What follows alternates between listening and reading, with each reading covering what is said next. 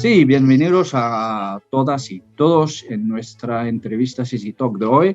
CICI Talks hace parte de nuestro proyecto WIP, que tiene como objetivo de compartir las actividades de la UE y en particular del Parlamento Europeo con nuestros miembros y de mencionar también las ventajas que pueden presentarse por los trabajadores. Estamos hoy con el eurodiputado Jordi Cañas, miembro del Grupo Renew Europe y miembro de las comisiones de Comercio Internacional y de Empleo y Asuntos Sociales. Jordi, bienvenido. Un placer, gracias, Klaus. ¿Cómo tú piensas la pandemia ha afectado el mercado de trabajo? ¿Cuáles han sido las respuestas de la UE? ¿Y tú piensas que esas respuestas fueran buenas respuestas? ¿Cuál es tu opinión? Bueno, pues que la pandemia evidentemente tuvo un impacto, tuvo y tiene, porque estamos hablando en pasado y desgraciadamente vivimos todavía los efectos de la pandemia y está por ver cómo puede evolucionar los próximos meses y cuál es el impacto y cuál es la huella que ha dejado sobre el mercado laboral en función de cómo haya impactado en los diferentes sectores de los diferentes estados, ¿no?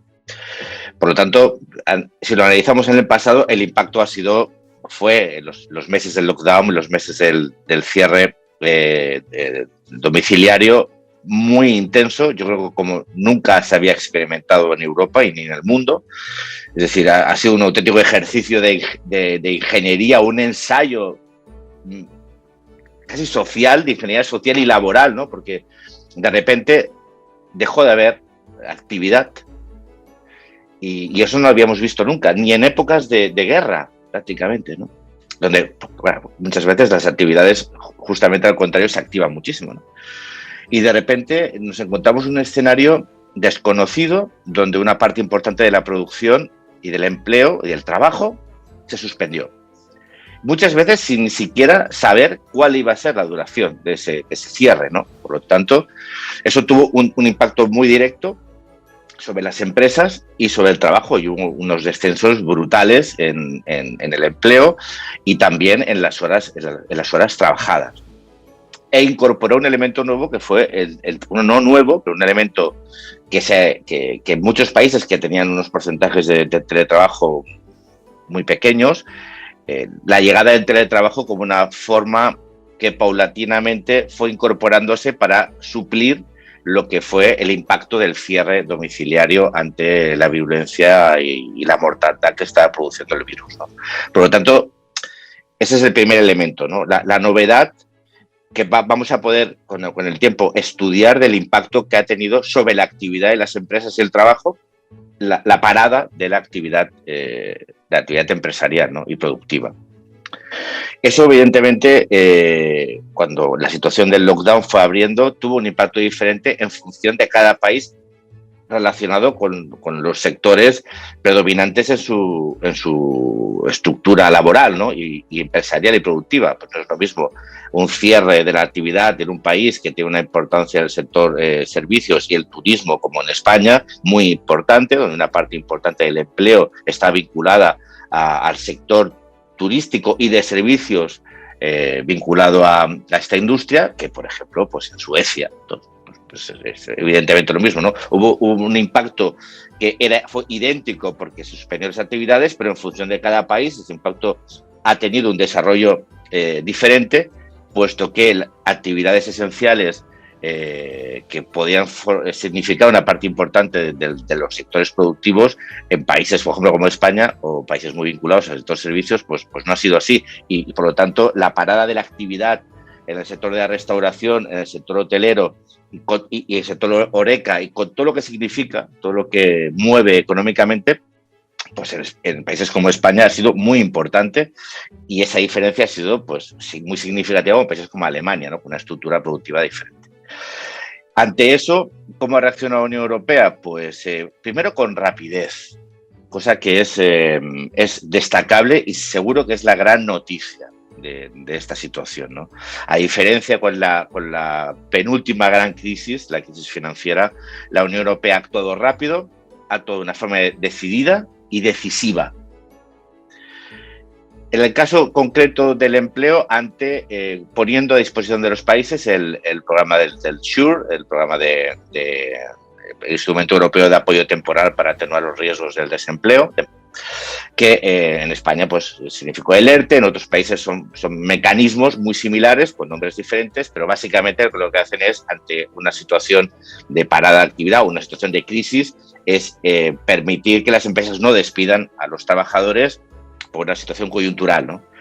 Y proporcionó un paquete de recursos económicos que ha sido clave para, sobre todo en determinados países, poder mantener este sistema que permitía mantener el empleo sin despedir y permitía a las empresas no despedir a los trabajadores, asumiendo los estados el pago de las nóminas, pues a países, como repito, como España, que ha tenido un impacto muy importante en el sector servicios, ¿no? Entonces, ese mecanismo ha sido clave para toda Europa y, repito, clave especialmente en aquellos países que han tenido más tiempo parados sectores muy importantes y que daban empleo a millones de trabajadores, ¿no? Por lo tanto, esa ha sido en el caso concreto del empleo, esa ha sido la gran apuesta de la Unión Europea, que después se complementa con todo el programa de fondos, pero eso ya está recuperación y resiliencia. Pero si cerramos el foco en los momentos de la pandemia, ese sin duda ha sido el disponer de recursos para que los estados puedan implementar los sistemas de apoyo temporal para evitar los despidos. Yo creo que ha sido sin duda la gran apuesta europea, que repito, es importante, que ha sido rápida, decisiva y decidida, ¿no? Y desde 2017 tenemos un instrumento que se llama el Pilar Europeo de Derechos Sociales, y en el mes de abril ha sido declarado el plan de acción. ¿Qué piensas tú en este momento, cuando estamos casi saliendo de la crisis, pero claro que los impactos todavía, como lo has dicho, van a salir, van a golpearnos? ¿Cuáles son las partes del pilar o del plan de acción que son los más importantes ahora? ¿Cuáles son las medidas que deberían ser tomadas por la UE y también por los países miembros en estos momentos decisivos? Has mencionado también SURE, pero si hablamos un poco de la protección social o del derecho laboral.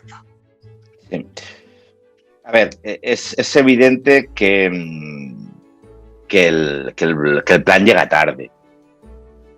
Llega tarde porque el pilar socioeuropeo es un elemento fundamental. Yo siempre utilizo el concepto del pilar, ¿no? O sea, la Casa Común Europea necesita una estructura sólida y firme.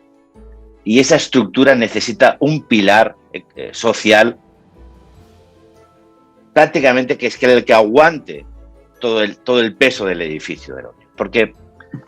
Porque el proceso de integración europea, sin un pilar social, sin ese pilar social, será siempre insuficiente y, desde luego, no conseguirá los objetivos que nos hemos planteado entre todos. Y no lo hará porque dejará fuera a las personas. Y el dejar fuera a las personas, el centrarse en datos económicos, que son imprescindibles, en las empresas, que son imprescindibles, pero las personas son clave por dos motivos. Uno, porque las políticas se tienen que dirigir hacia las personas, y porque las personas necesitan esas políticas. Y no va a haber una identificación con el proyecto político europeo si las personas se ven fuera o alejadas de las decisiones y de las estrategias legislativas del conjunto de las instituciones europeas. Por lo tanto, vamos muy tarde. Y vamos ya no tarde desde el 17, sino tarde desde la toma de posesión de esta comisión, que se marcó como una de sus prioridades el desarrollo del pilar socioeuropeo. Yo recuerdo durante la campaña electoral donde el pilar socioeuropeo era uno de los elementos que más se hablaba. Y de repente la Comisión no lo ha tenido como una de sus prioridades.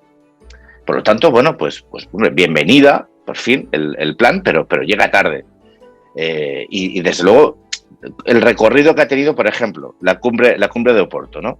La cumbre de Oporto parecía que iba a integrar ese elemento social en la ecuación, como un elemento clave en la recuperación, y desde luego tenemos que reconocer que no se han conseguido los objetivos que se prevían ni los que se esperaban, que podemos decir que ha sido muy poco ambicioso el resultado de la cumbre, y que ha vuelto a evidenciarse que el pilar social no es una prioridad.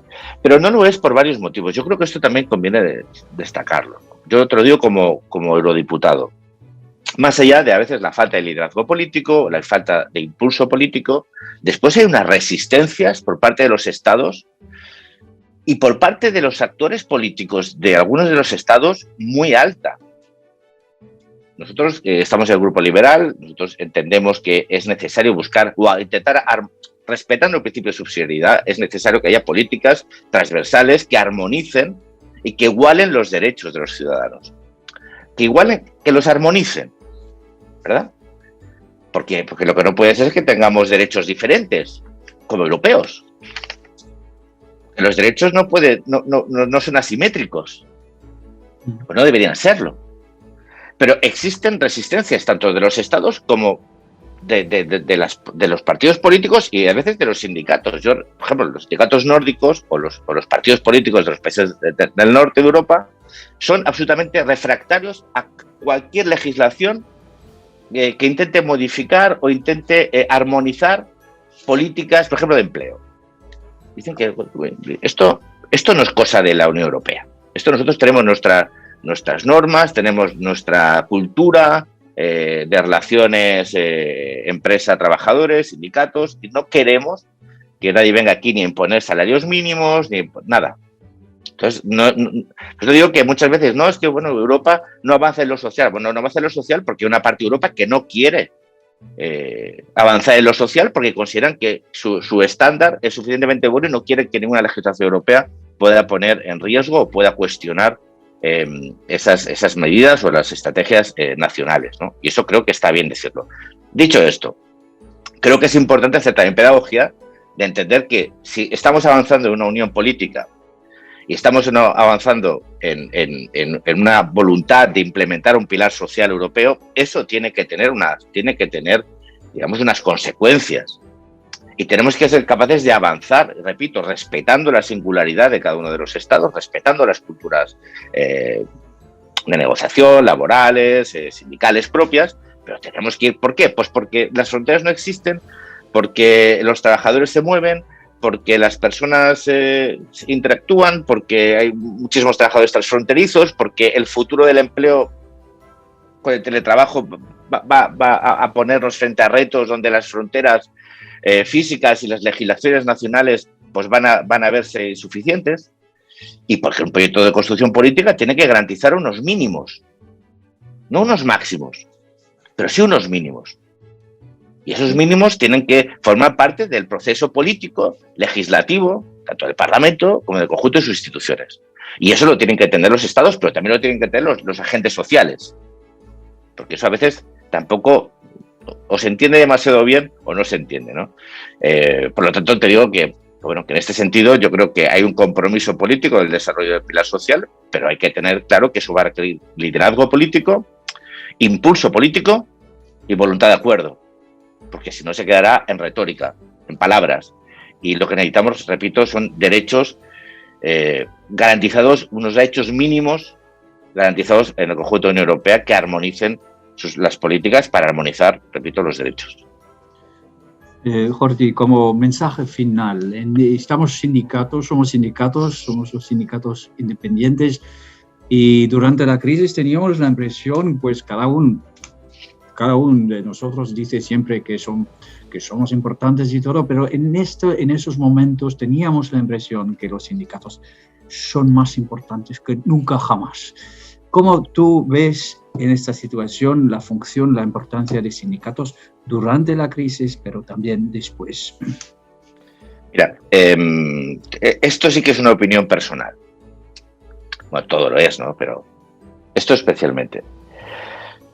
El papel de los sindicatos históricamente ha sido no relevante, clave.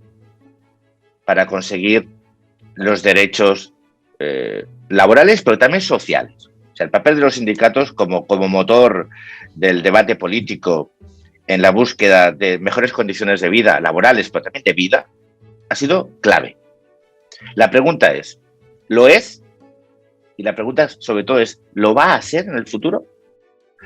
Porque yo creo que es necesario hacer una reflexión sobre cuál debe ser el rol y cómo adaptarse a las transformaciones que ya estamos viviendo, sociales, laborales, tecnológicas, geopolíticas, políticas. ¿Y cuál es el rol que pueden tener los sindicatos? Yo personalmente, te voy a hablar con sinceridad, tengo la percepción de que los sindicatos están a la defensiva. Están queriendo mantener parcelas de poder. Quieren seguir siendo, digamos, ese actor social indispensable en cualquier proceso de negociación y relevante en el debate político. Pero ojo, si miramos los niveles de afiliación, esos niveles de afiliación vienen cayendo sistemáticamente en los últimos años. Y hay una desconexión entre las nuevas generaciones de trabajadores y los sindicatos. Entre otras cosas, primero, porque hay una desconexión generalizada de los jóvenes con la política, pero también con los sindicatos en cuanto a actores políticos. Porque después en la representación del trabajo, como el rol de los sindicatos siempre ha estado asociado generalmente a las grandes empresas, a sectores muy potentes, industriales, las transformaciones laborales y productivas están desmembrando esa realidad. O sobre todo el porcentaje de trabajadores que están vinculados a esas ramas de actividad que tradicionalmente articulaban los sindicatos. Y entonces los sindicatos tienen que repensarse.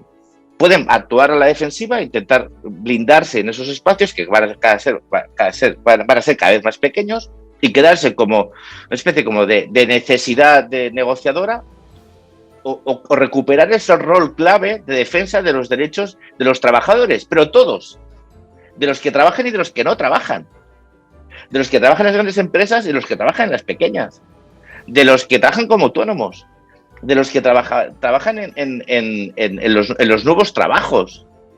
Porque si no, mire, os pongo un ejemplo. Yo estoy con el tema de la función pública en España porque tenemos un problema de una altísima tasa de trabajadores en abuso de temporalidad. En España prácticamente hay 800.000 trabajadores públicos en abuso de temporalidad. ¿Sabes cuáles son uno de los principales escollos para normalizar esa situación laboral? Los sindicatos.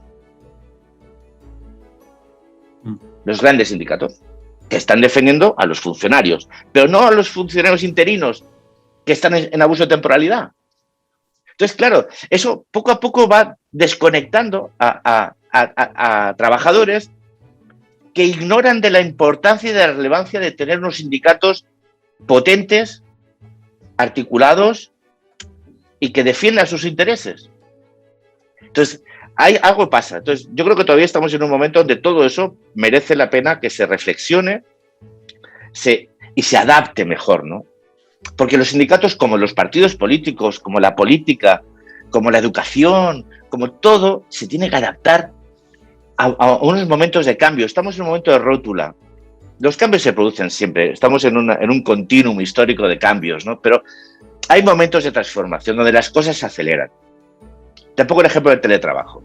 Yo he defendido aquí en el Parlamento Europeo que el Parlamento legisle y que se quede una directiva del teletrabajo. Porque el teletrabajo no solo es una relación contractual o laboral, va más allá de eso. Es una palanca de cambio por ejemplo, en la inclusión de trabajadores con discapacidad, puede ser una palanca de cambio en las políticas medioambientales, de movilidad, de una mayor conjunción entre el trabajo y la vida personal. Genera muchas oportunidades, pero tiene muchos riesgos. Pero esos riesgos son más, no digo que el otro no lo sea, pero son más que la relación laboral y quién paga la luz o el teléfono. Tiene derivadas psicosociales, tiene posibles nuevas enfermedades laborales. Bueno, pues estamos con un documento que es el programa marco del año 2000. Ahora estamos haciendo un zoom de un teléfono. En el año 2000 no teníamos ni móviles de este tipo, me refiero. Teníamos móviles, pero no teníamos el móvil como lo entendemos ahora. Entonces, el teletrabajo tiene un marco regulatorio del año 2000 entre los agentes sociales del año 2000. No podemos, o sea, tenemos que irnos adaptando a las transformaciones, liderándolas, porque si vamos por detrás de ellas, nos pasan por encima. A los políticos y a los partidos tradicionales les ha pasado.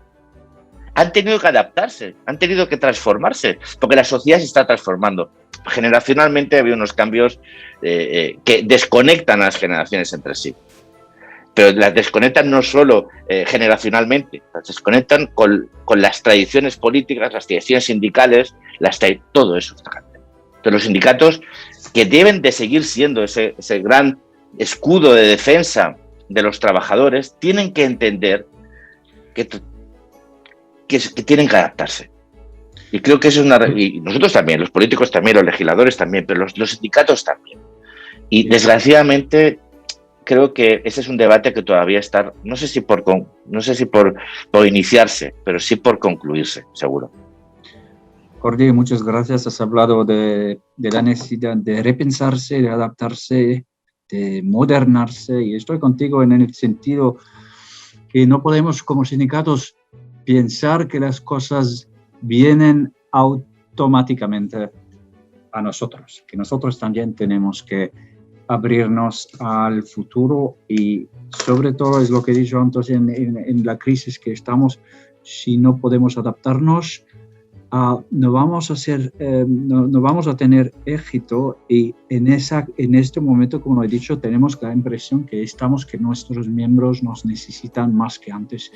Como lo has dicho también, es muy correcto, si perdemos los nuevos miembros, como los trabajadores o los trabajadores atípicos, pues vamos a perder también poder. Y eso es entonces como se dice en español, un challenge.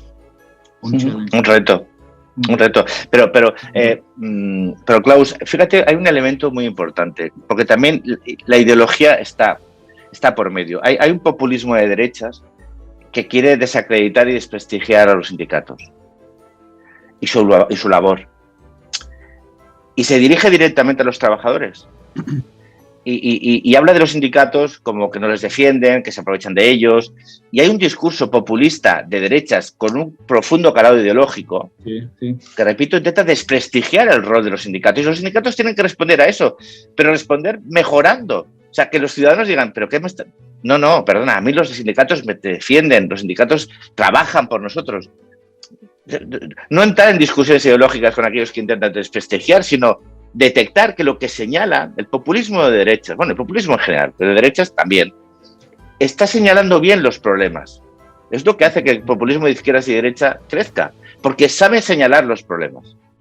Pasa que las recetas, ese señalar los problemas, tiene claro, un calado ideológico, tiene unos motivos, pero lo señalan. Pero si nos equivocamos y decimos que el problema no existe, entonces es cuando cometemos un profundo error. Los problemas existen. Eso que se dice es cierto. Lo que pasa es que lo que se propone para solucionarlo, lo que tiene como objeto es que desaparezca ese instrumento, yo no sé ya de clase, porque probablemente de clase ya no, pero ese instrumento que garantiza o que vela por los trabajadores, ¿no? Entonces hay que estar, por eso digo, hay que adaptarse y hay que saber leer cuáles son los problemas, porque si no, igual que les pasa a los políticos, a los partidos políticos, si no estamos a pie de calle, si no estamos al lado de los trabajadores, si no conocemos sus problemas de verdad, de los que tienen trabajo y de los que no tienen trabajo, pues entonces poco a poco se va produciendo una desafección entre los trabajadores y sus representantes que los acaban viendo como otros políticos. Y eso creo que es un error. Es un error porque le quita al trabajador un instrumento que, como decíamos antes, es clave. Jordi, muchas gracias también por tu, ¿cómo se dice? Sinceridad. ¿Está correcto? Sí. Y también por el cambio, por la entrevista. Mucha suerte a ti, a nosotros también. Claro. Y nos vemos muy pronto, espero, en el Parlamento Europeo. Gracias a ti. Muchísimas gracias, Klaus. Fuerte abrazo.